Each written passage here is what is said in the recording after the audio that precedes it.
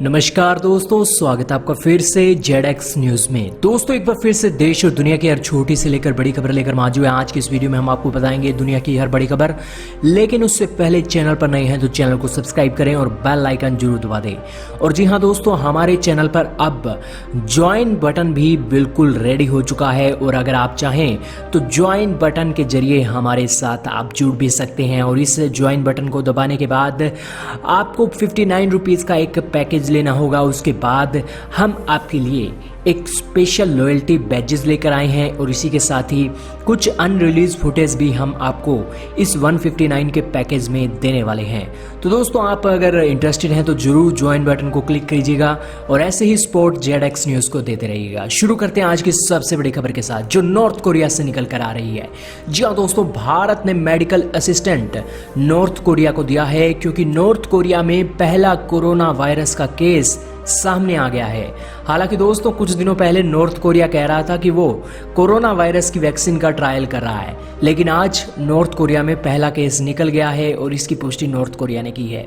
लेकिन इसी के चलते भारत ने भी मेडिकल सहायता देने का ऐलान नॉर्थ कोरिया को कर दिया है और भारत अपनी जो मेडिकल की फैसिलिटीज है उनके कारण आज दुनिया के 150 से भी ज्यादा देशों को मदद कर चुका है और इस लिस्ट में नॉर्थ कोरिया का भी नंबर आ चुका है। और अब भारत नॉर्थ कोरिया को भी $1 मिलियन की भारी भरकम मदद भेजने वाला है।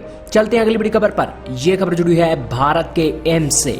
जी हाँ दोस्तों, भारत में भी कोरोना वायरस वैक्सीन का ट्रायल चल रहा है और इसी ट्रायल के चलते भारत के एम्स में 30 साल के एक व्यक्ति को पहली डोज दी गई है कोवैक्सीन की। भारत बायोटेक और जाइडस कैडिला के नाम से जो भारत की दवाई बन रही है उसकी डोज पहली दे दी गई है एम्स में। और दोस्तों इसी के साथ ही जो ह्यूमन ट्रायल है कोविड-19 वैक्सीन का वो अब देश के 6 बड़े शहरों में चल रहा है। और इसी के साथ दोस्तों जो ये भारत की जो एक फेज़ 1 और फेज़ 2 के ट्रायल हैं ये 15 जुलाई से शुरू हुए हैं और इसी के चलते अब अगस्त तक हम 5000 से भी ज़्यादा जो कैंडिडेट हैं उनको कोविड-19 की वैक्सीन देने वाले हैं।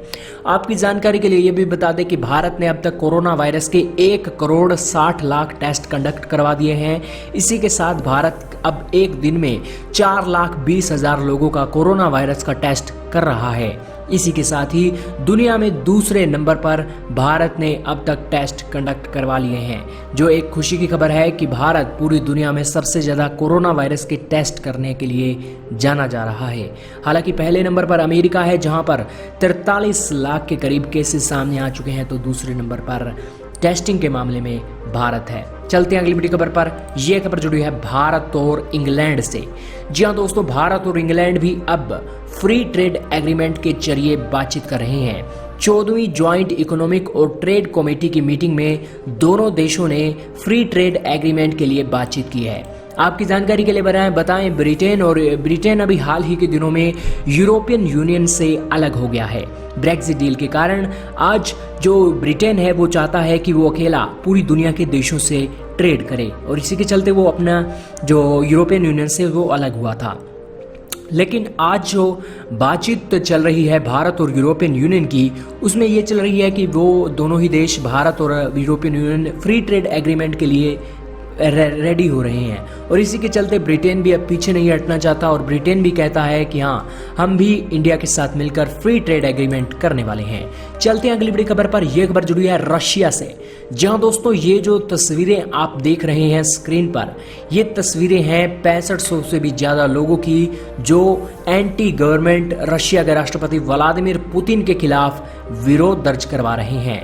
दरअसल दोस्तों ये विरोध इसलिए दर्ज करवाया जा रहा है क्योंकि ये इंसान है, ये क्रेमलिन के गवर्नर हैं और इन गवर्नर्स को आज रशिया की सरकार ने एक जबरदस्ती तरीके से इन्हें हटाकर जेल में बंद कर दिया है और ये इस वीडियो में यही कहते हुए दिखाई दे रहे हैं कि आखिरकार उनका कसूर क्या है। लेकिन दोस्तों इनकी जो छवि है रशिया के लोगों के अंदर बहुत ही नेक इंसान की है और यही कारण है कि 6500 से भी ज़्यादा लोग इस गवर्नर के लिए अपने सड़कों पर आ गए हैं और एंटी गवर्नमेंट प्रोटेस्ट का सामना पुतिन की सरकार को करना पड़ रहा है। लेकिन इसी के साथ ही जो ये गवर्नर थे, इन्हें मॉस्को में ले जाया गया है और अब इन्हें कस्टडी में ले जाया गया है। वहीं दोस्तों पुतिन के बारे में मानना है कि ये एक पुतिन के समर्थक का एक चाल है कि वो इस गवर्नर को अपने कि एक आपसी रंजिश के चलते इसे गिरफ्तार किया गया है। इसी के चलते जो ह्यूज प्रोटेस्ट है वो रशिया में देखने को मिला है। चलते हैं अगली बड़ी खबर पर। यह खबर जो है तुर्की और ग्रीस से। जी हाँ दोस्तों, तुर्की और ग्रीस में शब्दों की जंग रुकने का नाम नहीं ले रही है। ग्रीस में लोग तुर्की के झंडे जला रहे हैं। तुर्की के लोगों को अब ग्रीस का भी एक विरोध देखने को मिल रहा है। दरअसल दोस्तों, ग्रीस एक क्रिश्चियनिटी को मानने वाला देश है, जबकि तुर्की में मुसलमान आबादी रहती है। और मुसलमान आबादी होने के नाते अभी अभी तुर्की ने बड़ा फैसला लिया है हागिया सोफिया को फिर से एक मॉस्क बनाने का। और इस मॉस्क बनाने के बाद जो ग्रीस है इस मॉस्क का विरोध कर रहा है, क्योंकि ग्रीस का कहना है कि इस हागिया सोफिया में पहले क्रिश्चियनिटी का ही वास था और ये उसके बाद मॉस्क बनी और उसके बाद ये एक म्यूजियम बना और म्यूजियम बनने के बाद अब तुर्की ने इसे एक बार फिर से मॉस्क बना दिया है। जबकि हागिया सोफिया के ऊपर ग्रीस का कहना है कि ये मॉस्क बनना बिल्कुल नाजायज है, क्योंकि हागिया सोफिया पहले क्रिश्चियनिटी से जुड़ी हुई थी और यही कारण है कि ग्रीस और तुर्की में विवाद देखने को मिल रहा है। हालांकि तुर्की और ग्रीस में शरणार्थियों का विवाद भी सीरिया के नाम पर देखा जाता है, लेकिन एक और विवाद तुर्की और ग्रीस के बीच में दिख गया है। हालांकि लीबिया और ग्रीस और इसी के बाद आर्मेनिया अजरबैजान का विवाद तुर्की के लिए नई समस्या खड़ी कर सकता है। चलते हैं अगली बड़ी खबर पर। यह खबर जुड़ी है अमेरिका और रशिया से। जी हाँ दोस्तों, अमेरिका की मिलिट्री ने आज दावा किया है कि रशिया अपने मिलिट्री इक्विपमेंट लीबिया में भेज रहा है। लीबिया में इसलिए भेजे जा रहे हैं क्योंकि लीबिया की जो सेना है उसको रशिया सपोर्ट करता है और जो लीबिया की गवर्नमेंट है उसे तुर्की सपोर्ट करता है और दोनों के बीच जंग जारी है। इसी कारण से रशिया ने अपने फाइटर जेट के साथ साथ मिलिट्री इक्विपमेंट भी त्रिपोली लीबिया में भेजने शुरू कर दिए हैं। चलते हैं अगली बड़ी खबर पर। यह खबर जुड़ी है इजराइल से। दोस्तों, इजराइल में भी प्रोटेस्ट चल रहे हैं नेतन्याहू के खिलाफ। बेंजामिन नेतन्याहू इजराइल के पीएम हैं और पीएम के खिलाफ अब इजराइल में प्रोटेस्ट चल रहे हैं, क्योंकि जो कोरोना वायरस इजराइल में फैला है उस कारण से अनएम्प्लॉयमेंट भी बढ़ गई है और इसी कारण से लोग बेरोजगार हैं तो वो सड़कों पर आए हैं और इसी कारण ये इस तरह का विरोध इजराइल में देखने को मिल रहा है। हालांकि नेतन्याहू के ऊपर भ्रष्टाचार के आरोप भी लग रहे हैं, जिस कारण से लोगों का गुस्सा और पॉपुलैरिटी बेंजामिन नेतन्याहू की इजराइल में घट चुकी है।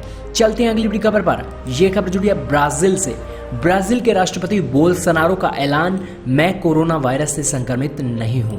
दरअसल दोस्तों, ब्राजील के राष्ट्रपति 7 जुलाई को कोरोना वायरस से पॉजिटिव हो चुके थे और उनके 3 रिपोर्ट पॉजिटिव आने के बाद चौथी रिपोर्ट आज नेगेटिव आ चुकी है, जिसके बाद वो एक ये टैबलेट है हाइड्रोक्सीक्लोरोक्विन की, उस टैबलेट के साथ अपना एक थम्स अप का पोज देकर कह रहे हैं कि हाँ, मैं कोरोना वायरस से ठीक हो चुका हूं। चलते हैं अगली वीडियो खबर पर। यह खबर जो है हमारे पड़ोसी पाकिस्तान से। पाकिस्तान के नक्शे में नहीं दिखाया गया पीओके।